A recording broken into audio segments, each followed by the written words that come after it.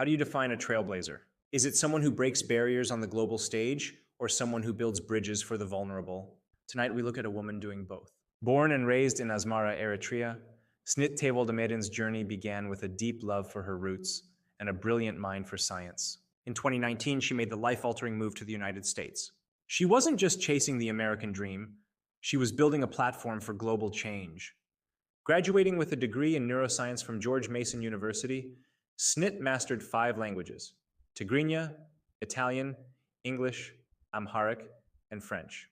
She seamlessly bridged the gap between complex science and human connection, working as a Montessori lead guide to foster early childhood development. But her true calling was born from personal heartbreak and profound love. When her mother passed away from breast cancer, Snit turned grief into action, becoming a fierce advocate for healthcare access. And inspired by her younger sister who has Down syndrome, she founded Designing for Diversity, a nonprofit initiative fighting for special education and developmental disability inclusion. It was this powerful purpose that propelled her onto the pageant stage, rewriting history at every step. In 2023, she became the first Eritrean to win Miss Africa USA. 1 year later, she made history again as the very first woman to represent Eritrea at Miss Universe, earning the title of a Voice for Change silver finalist. Her relentless public service caught global attention, earning her an appointment as an ambassador for peace by UPF International. Right now, the world is watching. As Eritrea's debut representative at the 73rd Miss World pageant in Vietnam, Snit is currently dominating the People's Choice leaderboard. It is time to hear from the woman everyone is talking about. Snit Tevoldemerin is proving that beauty isn't just about the crown you wear. It's about the lives you lift up along the way. Salam. I am Snit habteab, the first ever Miss World Eritrea 2026.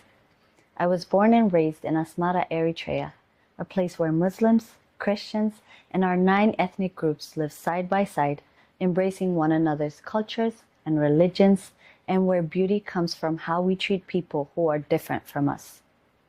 Growing up alongside 3 brothers sparked my love for sports. I went on to play basketball, tennis professionally, grew up a passion for kickboxing as well, and learned to see statements such as "a woman can't" as an invitation to prove that she can. One day, our family was blessed with another little girl.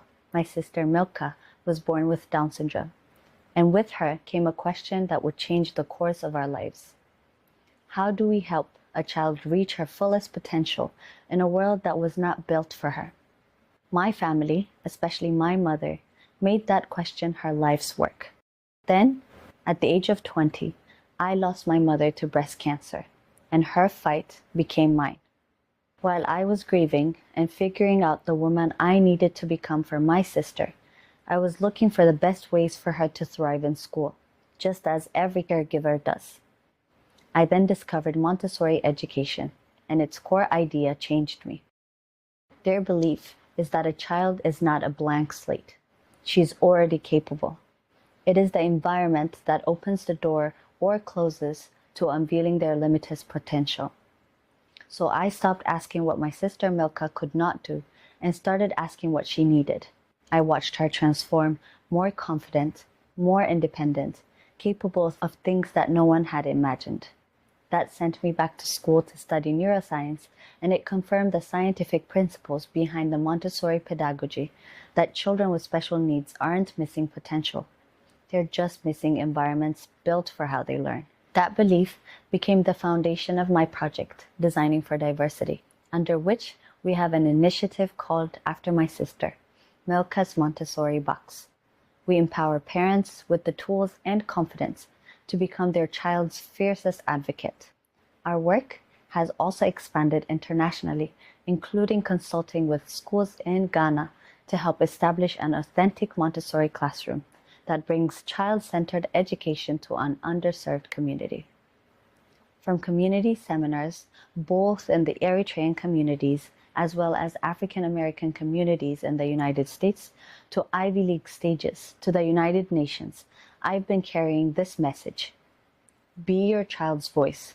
Share with the world the positive impact they've had in softening your hearts and making you the compassionate person you are today. Share the gift that they are so that they can have the same impact on the rest of the world. Pageantry was the very first platform where my journey for advocacy for my sister and inclusive education started. It is the stage that helped me amplify the voices of these children. That's what makes Miss World so special to me, because it's a platform that celebrates women for the substance of their character, the strength of their purpose, and the impact they choose to make. And I aim to choose such a platform to empower women, saying that regardless of where you come from, your voice matters, and you have a role in changing this world too. Milka gave me my purpose, and I am so excited to carry her voice to the 73rd Miss World Festival in Vietnam.